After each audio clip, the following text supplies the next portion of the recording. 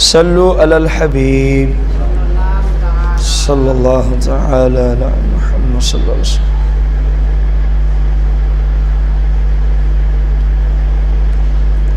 صلو علی الحبیب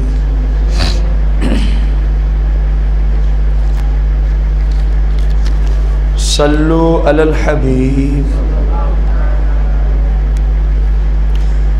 وعلیکم السلام ورحمۃ اللہ وبرکاتہ. اکثر عورتیں اپنے گھروں میں مولا مشکل کشا کرم اللہ وجہ الکریم کا معجزہ پڑھاتی ہیں. یہ پڑھانا چاہیے کہ نہیں؟ پہلی بات تو آپ یہ یاد رکھیں، کل بھی اس کا ضمناً جواب ہم نے دیا تھا کہ معجزہ صرف نبی سے صادر ہوتا ہے. معجزہ کس سے صادر ہوتا ہے؟ نبی سے. علی المرتضیٰ نبی ہیں یا صحابی ہیں؟ نبی ہیں یا نبی کے غلام ہیں؟ نبی ہیں یا امتی ہیں؟ تو بھائی جب مولا کائنات نبی ہیں ہی نہیں تو ان کی طرف معجزے کی نسبت کرنا ہی جھوٹ ہے. ان کی طرف معجزے کی نسبت کرنا ہی کیا ہے؟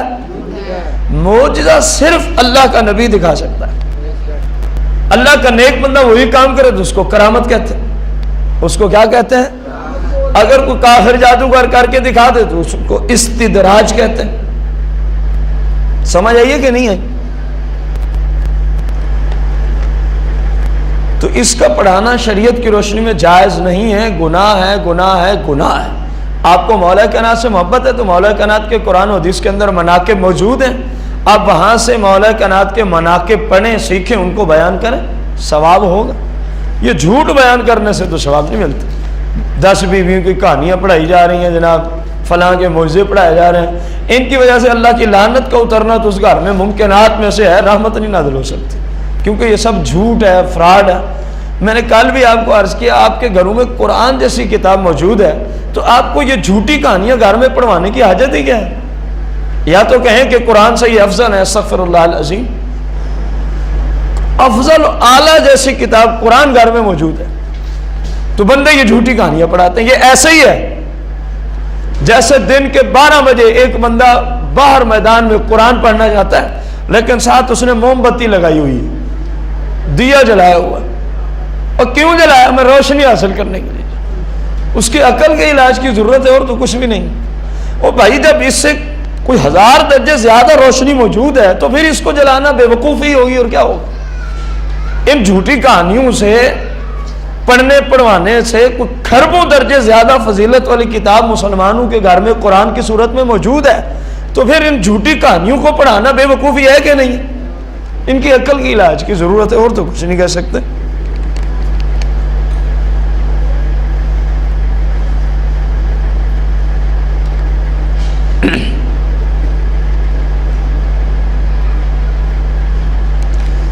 کسی سائل نے پوچھا کہ کیا سنا ہے کہ بینک کی جو ملازمت ہے، جو اس کی اجرت دی جاتی ہے وہ حرام ہوتی ہے. سائلہ نے پوچھا کہ مجھے کسی بینک سے آفر ہے نا جاب کے لیے، میں کنفرم کرنا چاہتی ہوں کیا واقعی یہ حرام ہے؟ بینک میں کچھ نوکریاں حلال ہیں اور کچھ حرام ہیں. اب جو بینک میں جھاڑو دینے کی نوکری یہ حلال ہے، اس کی جو اجرت دی جائے گی وہ حلال ہوگی. اسی طرح جو بینک میں بینک والوں کو چائے پلاتا ہے اس بیچارے کی اجرت بھی حلال ہوگی. اسی طرح جو بینک میں گن لے کے کھڑا ہوا ہے اس کی اجرت بھی کیا ہوگی. اسی طرح جو بینک کے کاغذات اور بینک کی دولت کو ایک جگہ سے دوسری طرف منتقل کرنے کے لیے گاڑیوں پہ ڈرائیور رکھے ہوئے ہیں، کیا رکھے ہوئے ہیں؟ اس ڈرائیور کی روزی بھی حلال ہوگی. اس ڈرائیور کی روزی بھی کیا ہوگی؟ اگر تو آپ کو ان میں سے کسی کی آفر ہے تو بالکل آپ جا سکتے ہیں. اور اگر آفر ہے آپ کو مینیجر ہونے کی یا آپ کو کلرک کے سسٹم میں آپ کو بھرتی کرنا چاہتے ہیں یا کیشیئر کے سسٹم میں بھرتی کرنا چاہتے ہیں تو یہ سب سود لکھتے ہیں یا لکھواتے ہیں؟ سود لکھتے ہیں یا لکھواتے ہیں. اور سرکار کی صحیح میں حدیث موجود ہے، اس کو سود کو قرآن میں حرام کیا گیا. اللہ تبارک و تعالیٰ کے محبوب علیہ السلام نے فرمایا اللہ کی لعنت ہے سود دینے والے پر، سود لینے والے پر، سود لکھنے والے پر، سود لکھوانے والے پر، سود کے گواہ بننے پر، سود کے گواہ بنانے والے پر، سب کے سب پر اللہ کی کیا ہے؟ اور فرمایا ہم سواء، اور یہ سب کے سب گناہ میں برابر کے شریک ہیں، اور یہ سب کے سب گناہ میں ادھر حرام ہے ادھر حلال ہے۔ یا یہ بھی ممکنات میں سے کوئی ایسا بینک کسی کو آفر کر رہا ہو جو فقط گاڑیاں لیز کرتا ہے، فقط کیا کرتا ہے؟ سادہ لفظ میں عرض کر دوں، ایسا بینک جو قسطوں پہ گاڑیاں دیتا ہو، جو قسطوں پہ کیا دیتا ہو، کیونکہ وہاں سودی نظام نہیں ہوتا، لہذا وہاں بھی نوکری کرنے میں کوئی مذائقہ نہیں ہوگا، وہاں بھی نوکری کرنے میں کوئی مذائقہ۔ یہ جو عام فام ہمارے یہاں بینک ہے، اسٹیٹ بینک ہو گیا، مرکزی بینک ملک پاکستان کا یہی ہے، اور اس کے نیچے جناب پتہ نہیں کتنے بینک ہیں، حبیب بینک ہے، لائٹ بینک ہے، فلاں نیشنل ہے، فلاں ہے، فلاں، ان کے جتنے بھی اندر بیٹھ کے کام کر رہے ہیں یہ سب کے سب سودی نظام پہ کام کر رہے ہیں۔ اور ظاہر ہے آپ کو علم ہے کہ جس کام کا کرنا حرام ہو اس کام کی اجرت بھی کیا ہوتی ہے؟ مثال کے طور پر شراب پینا حرام ہے، شراب پینا کیا ہے؟ اب کوئی شراب کی بٹھی لگائے، کارخانہ لگائے، اس کو بنا کے بیچے تو کیا اس کی روزی حلال ہوگی؟ جس کو پینا حرام ہے اس کا بیچنا بھی حرام۔ اسی طرح سرکار نے یہاں وضاحت فرما دی کہ سود لکھنے والا، لکھوانے والا، سود دینے والا، دلوانے والا، سود کا گواہ بننے والا، یہ سب کے سب گناہ میں کیا ہے؟ منیجر صاحب ہوں گے تو حکم دیں گے وہ اس کو سود دے دو بھائی، کیشیئر ہوگا تو وہ سود کا نظام ظاہر ہے اپنے پاس ریکارڈ بھی رکھے گا، گن کے ان کو، کلرک ہوگا تو اس کو بھی لامحالہ سودی نظام لکھنا پڑے گا، سودی نظام۔ تو لہذا اسلام کی روشنی میں اس طرح بینک کی ملازمت کی جو اجرت ہوگی وہ حرام ہوگی۔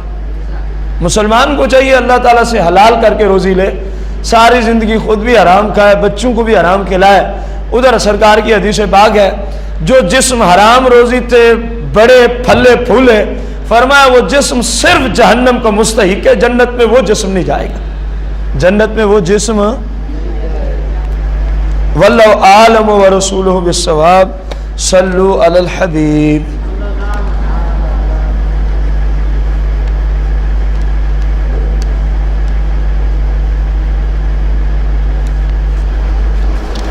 صلو علی الحبیب۔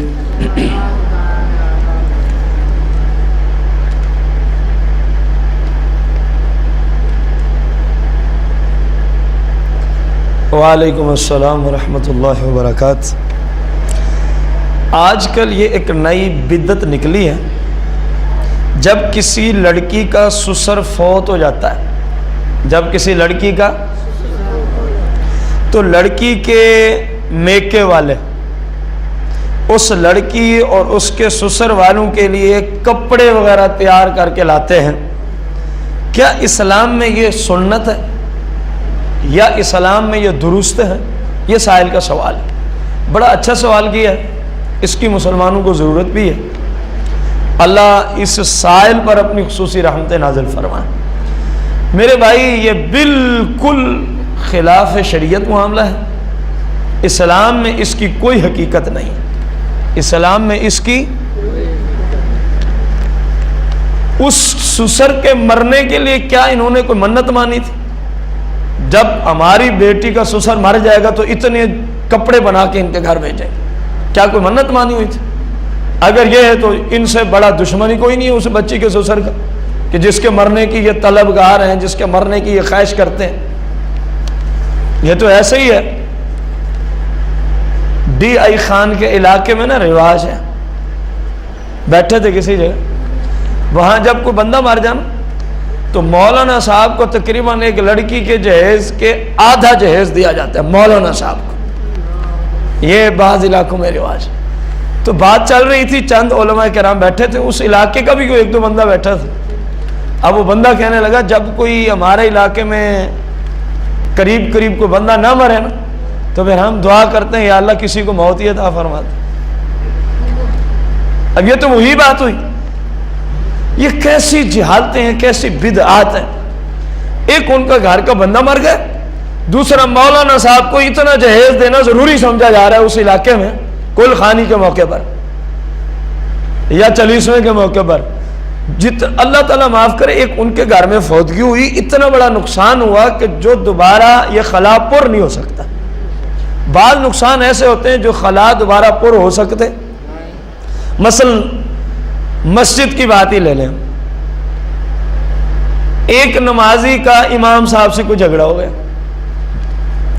اب وہ اس حد تک پہنچا کہ وہ نمازی ہمیشہ کے لیے مسجد ہی چھوڑ گیا, ہمیشہ کے لیے. اب یہ ایک ایسا نقصان ہے, اس کا خلا پر نہیں ہو سکتا. تو اس کا حل کیا ہے کہ بندہ ایسا کام کرے ہی نہ جس کی وجہ سے یہ نقصان ہو جائے, جس کی وجہ سے یہ. اب وہ خواہش کر رہا ہے کاش کہ اللہ کوئی ہمارے محلے کا بھی بندہ مرے, ان کے وہ مولانا فلاں مولانا کے محلے میں اتنے مر گئے, میرے محلے میں کوئی بھی نہیں مرتا. یہ کیا ہے؟ غلط رسمیں نکالی, وہ لوگ لالچ میں پڑ گئے, اب اپنے چند دنیاوی سکے ملنے کی غرض سے وہ طلب کرتے ہیں کہ اللہ کوئی ہمارے محلے کا بھی بندہ مر جائے. تو اب ادھر بھی یہی نظام سمجھ میں آ رہا, ان کے گھر کا ایک سربراہ مر گیا, ایسا خلا آ گیا کہ جو دوبارہ پر ہو سکتا. ان کو خوشی چڑھی ہوئی, جی کپڑے بنا کے لے جاؤ, اور اگلوں سے تو پوچھے تمہاری حالت کیا ہے, تم کپڑے بنا کے لا رہے ہو. بہرحال اسلام میں اس کی کوئی گنجائش نہیں ہے, اسلام میں ایسی کوئی بات, اسلام میں جب کوئی فوت ہو جائے تعزیت ہے. کیا ہے؟ بندہ جائے ان کو کہے کوئی نہیں, اللہ کا مال تھا اللہ لے گیا, ہر ایک نے جانا ہے, ہم نے بھی چلے جانا ہے, جتنا ہو سکے آپ صبر کریں اور اس کے لیے اصالِ ثواب کریں, اور اس کے لیے کیا کریں؟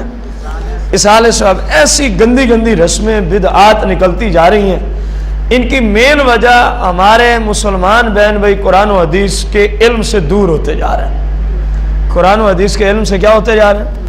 اس لیے یہ الٹی الٹی جناب رسمیں ہیں جن کو اپنانے کے لیے پھر ہر گھر کا فرد جو ہے وہ بیچارہ اس وزن کو اٹھا نہیں سکتا, اس بوجھ کو اٹھانے کے لیے پھر وہ سود پہ قرض لیتا ہے.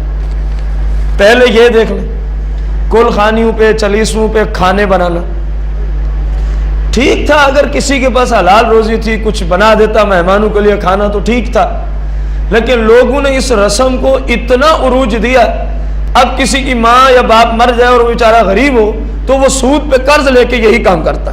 تو لعنت نہیں ہے ایسے صدقہ خیرات کرنے پہ جس کے لیے پیسہ سود سے لیا گیا. وہ سمجھتے ہیں ہم بہت بڑا کچھ ہے, نیکی کا کام کر رہے ہیں. یہ نیکی نہیں, یہ اللہ کی لعنت اترنے کا ذریعہ بنے گی. اللہ کی لعنت اترنے کا کیا بنے گی؟ اسی کے ساتھ ملتی ہوئی ایک اور بات بھی سماعت فرمانا. ہمارے ہی محلے میں یہ واقعہ ہو چکا اور میرے پاس یہ سوال آیا. ایک خاتون مر گئی, اس کو غسل دینے والی مائی صاحبہ وہاں پہنچ گئی. جب غسل دینے لگی تو کہنے لگی کوئی نئے کھیس گھر میں ہوں تو وہ بھی لے آؤ. گھر والوں نے نکال دی, کیونکہ جیسی وہ جاہل ویسے گھر والے. کہنے لگی کوئی نیا کمبل ہو صحیح طریقے کا تو وہ بھی نکال. گھر والوں نے وہ بھی فوراً نکال کے رکھ دی. کہنے لگی اس مرنے والے کے کوئی نئے طرز کے کپڑے ہوں تو وہ بھی نکال دو. انہوں نے وہ بھی نکال کے رکھ دی. اب غسل شروع ہو گئے. غسل دے کر میت کو کفن دیا گیا, اور غسل دینے والی مائی صاحبہ جہلوں کی سردار, اس نے وہ پورا گنڈڑ اٹھایا سر پہ رکھا, وہ جا رہی ہے. کسی نے کوشش کی بھی پوچھے یہ کیا, کہنے لگی یہ میرا حق ہے. یہ کیا ہے؟ وہ مرنے والے کے ایک بیٹے کی بیوی کے جہیز کا سامان لے گئی. کمبل بھی اس بیچاری کو جہیز میں ملا, کھیس بھی اس کو جہیز میں ملے, اور نئے نئے کپڑے بھی. وہ کیا کہہ رہی ہے یہ میرا؟ بھائیو یہ سب بدعات ہیں, یہ سب جہالت ہے, یہ گندی رسمیں ہیں. یہ کیا ہے؟ خدا کا خوف کرو, خود دین سیکھو. اگر کوئی جاہل ایسی بات کرتا ہے تو اس کو چل دفع ہو جائے یہاں سے. یہ کون سا طریقہ ہے غسل دینے کا میت کو؟ ان کے گھر میں پہلے اتنا بڑا نقصان ہو گیا, پھر جناب جتنا نئے کھیس ملے, کمبل ملے, کپڑے ملے, گنڈڑ باندھا,